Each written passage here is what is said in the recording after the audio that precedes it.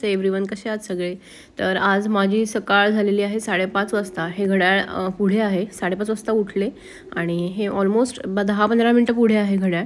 तर मग एक्सरसाइज वगैरे करायला घेतला आणि मग त्याच्यानंतर मेडिटेशन आणि हे सगळंच केलेलं आहे.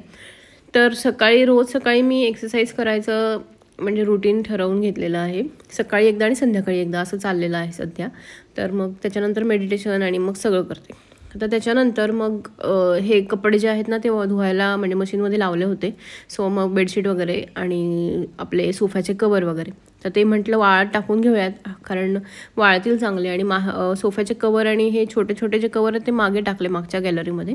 तिथे ऊन होतं आणि मला ते लगेच वाळलेले म्हणजे हवे होते सोफ्याचे कवर आणि हे. तर मग ते सगळे टाकून घेतले. सोफ्याचे कवर पण टाकले, तुम्हाला दाखवलं नाही इथे मी. त्याच्यानंतर मग काही नाही, सकाळची गडबड चालू झाली की म्हणजे नाश्ता वगैरे बनवायचं सगळं. सो त्याच्यासाठी आता इथे मी तुम्ही बघितलं ना, मी जग भरून घेते पाण्याचा, की तिथे लागतो ना लगेच म्हणजे काही करताना आपल्याला, तर लगेच तिथल्या तिथे म्हणजे घेता येतं. सो इथे माझी तयारी चालू होती नाश्त्याची, सगळं कापाकापी आणि सगळं करायचं होतं.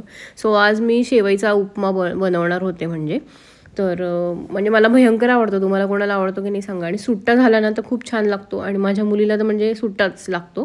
सो तसाच प्रयत्न असतो माझा करायचा. तर इथे सगळं मी कापाकापी करून घेतली. मिरची जी आहे ना ती आडवी आणि थोडीशी मोठी अशीच ठेवते, कारण मग परत ती दाताखाली आली तर मग तिला तिखट मग नको वाटतं, म्हणून मग तसंच करते. मग त्याच्यात मग मी गाजर, कांदा, टमॅटो असं सगळं टाकते. बीन्स पण टाकू शकतो. तर इथे मग मी भाजून घेतलेल्या आहेत शेवया आणि तेल टाकून मग आता त्याच्यामध्ये गरम झाल्यानंतर मग मोहरी, जिरं आणि मग बाकीचे आपले सगळे जिन्नस म्हणजे जसं मिरची, कढीपत्ता आणि असे सगळे.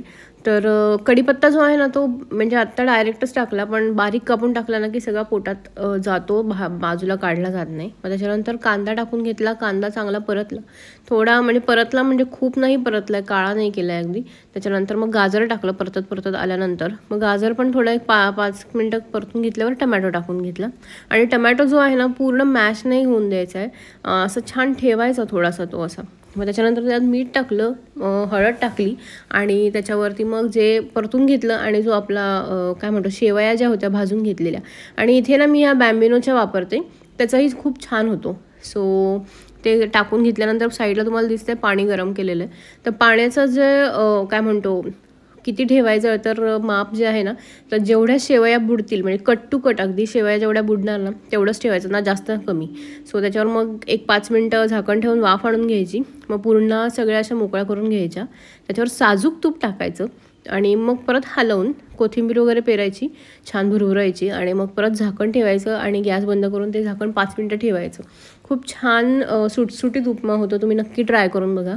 आणि मला, माझ्या नवऱ्याला आणि माझ्या मुलीला भयंकर आवडतो. सो तुम्हाला दाखवते मी इथे पुढे की किती छान सुटसुटीत झालेला आहे, एकदम असा गिचका वगैरे काही झालेला नाही. सो चला नाश्ता करून घेते आणि मग भेटते परत. तर आता इथे जो आहे ना हा मी केसांना लावायला पॅक बनवते. म्हटलं आधी लावून घेऊयात केस, मला वॉश करायचं होते तसेही. सो दही घेतलेलं आहे. दह्यामध्ये मी शेकेकाई पावडर जी असते ती टाकलेली आहे आणि त्याच्यामध्ये नंतर आपली मंडूर पावडर म्हणजे जी माहिती असेल तुम्हाला, आयनची आय थिंक म्हणतात, तर ती पावडर आणि आवळा पावडर असं टाकलेलं आहे. मंडूर पावडर त्याने ब्लॅकिश कलर होतो आपला. आणि थोडं गरम पाणी टाकलेलं आहे आणि तो असं छान असा जो पॅक आहे तो फेटून मग केसांना लावून घेतलेला आहे. आणि म्हटलं आता केसांना लावून घेतला आहे तर मी दाखवलं नाही तुम्हाला, दोघींच्या केसांना लावला आहे. तर म्हटलं लावून घेतला आहे तर मग आता वेळ आहे तर सोफ्याची जरा साफसफाई करून घ्यावी, कारण सोफा जो आहे ना तर तुम्ही सकाळीच बघितलं की त्याचे कव्हर जे आहेत ते धुवायला टाकलेले होते. तर म्हटलं चला मिळाला आहे मोकळा तसंही, तर म्हटलं साफसफाई करून घेऊ त्याची. साफसफाई म्हणजे काय, तर सगळी धूळ आणि ते डस्टिंग करून घासून घेते मी त्याला पूर्ण छान असा. त्यामुळे खूप छान परत नवीन झाल्यासारखं वाटतं. तुम्हाला मी पुढे डिफरन्स दाखवेल. तर आधी अशी ह्या ब्रशने सगळी धूळ काढून घेतलेली आहे आणि तुम्हाला इथे मी दाखवते किती खराब झाला आहे तो. ज्या साईडला कवर असतं ना तर तिथे व्हाईट आहे आणि ज्या साईडला नसतं तिथे असं थोडंसं ब्राउनिश असं झालेलं आहे धुळीमुळे. इथली लाल माती आहे ना, सो त्याच्यामुळे. तर आता हे जे सोल्युशन आहे हे मी म्हणजे असं मारून घेते, सगळीकडे स्प्रे करून घेते आणि मग असं घासून एक 5 मिनटं ठेवून त्याच्यावरती म्हणजे परत मग कापडाने असं सगळं चांगलं चकाचक असं पुसून घेते आणि मग खूप छान असा डिफरन्स येईल तुम्हाला दिसून. सो हे घासल्यानंतर 5 मिनटं ठेवायचं पण आणि मग ओल्या कापडाने पुसून घ्यायचं. सो इथे मी पुसून घेते पुढे.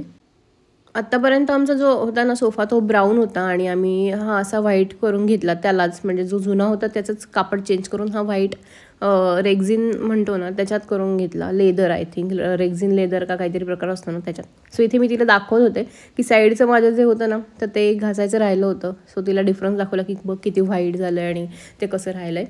सो मी ते परत करायला घेतलं.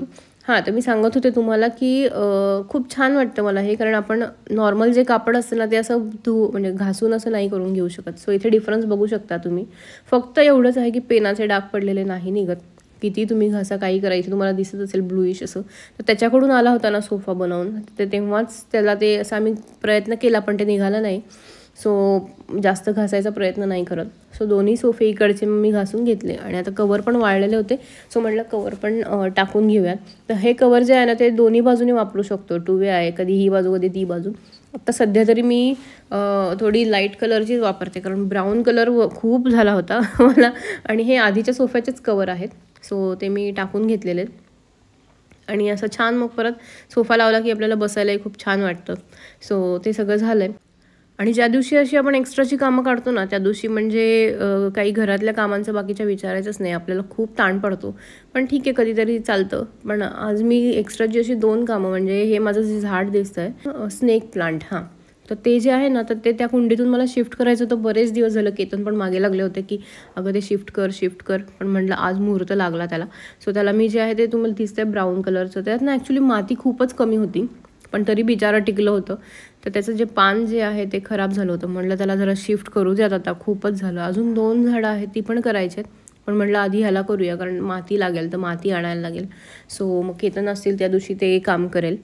सो मला ना तुमच्यावर अजून एक गोष्ट शेअर करायची होती. म्हणजे सध्या छावा चित्रपट येतोय. सो म्हणजे मला असं म्हणायचं होतं की आपण आदर्श कोणाचा घ्यायला पाहिजे. म्हणजे आपले पूर्वज जे होऊन गेले, ज्यांनी एवढ्या लढाया केल्या आणि एवढं छान असं सगळं केलं त्याचा, की आता जे काही आधुनिकीकरणामुळे म्हणजे आपल्याला एवढं इझी झालेलं आहे इंटरनेटमुळे आणि हे सगळं, तर त्याच्यामुळे काहीतरी म्हणजे तुम्ही आता सध्या तुम्हाला कॉन्ट्रोवर्सी माहिती असेल चालू आहे ती म्हणजे यूट्यूबवरशी रिलेटेड जो कोणी मोठा यूट्यूबर आहे तर अध्यात्माशी रिलेटेड त्याचे सगळे पॉडकास्ट आणि असं सगळं असतं. तर त्याच्यावरती आत्ता सध्या एक कॉन्ट्रोवर्सी चालू आहे की त्याने काहीतरी चुकीचं स्टेटमेंट केलेलं आहे त्या शोमध्ये आणि ते खूप चुकीचं आहे. म्हणजे असं झालं आहे की आपण काय आदर्श घ्यायला पाहिजे आणि आता काय आदर्श घेते ही पिढी. म्हणजे मला असं वाटतं की आपल्या मुलांचं बाहेर बिहेवियर कसं आहे हे आपण एक पालक म्हणून, आणि ते खूप जबाबदारी आपली वाढलेली आहे. कारण आताच्या जगात मुलांना बाहेर पाठवायचं म्हणजे मग प्रत्येक पालकाने ही स्वतः जबाबदारी उचलली पाहिजे की आपण आपल्या पाल्याला कसं घडवायला पाहिजे. एक वेळ तुम्ही तुमची कामं बाजूला ठेवा, पण आपल्या स्वतःच्या जे मूल आहे तर त्याला म्हणजे खूप जबाबदारीने वाढवायला पाहिजे. नाहीतर कुठे जाणार आहे हे सगळं आपल्याला माहीत नाही आहे.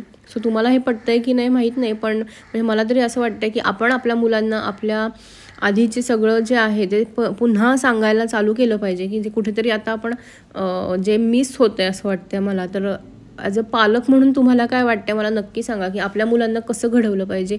ना की आधुनिकीकरणाबरोबर आपली मुलांचे विचार आणि त्यांचं सगळं खराब झालं पाहिजे, का आधुनिकीकरणाकडे गेलो पाहिजे पण सगळे विचार आचार जे आहेत ते सगळे छान पाहिजेत असं मला वाटतंय. सो आपण अशा पद्धतीने आपल्या मुलांना घडवूयात. मग पालक म्हणून तुमचं याच्यावर काय म्हणणं आहे तर मला नक्की सांगा. आणि याच्यावरती आपण डिटेल एक व्हिडिओ होऊ शकतो असं मला वाटतं आहे. तर आत्ता तरी एवढंच बोलते जे मनातलं आहे ते.